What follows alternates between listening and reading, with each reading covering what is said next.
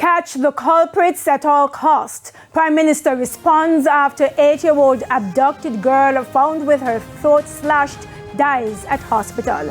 Good evening and welcome to Primetime News. We're live on air and online at onespotmedia.com. I'm Krista Campbell. Also this evening, police on the hunt for most wanted man in Rosemount, St. James.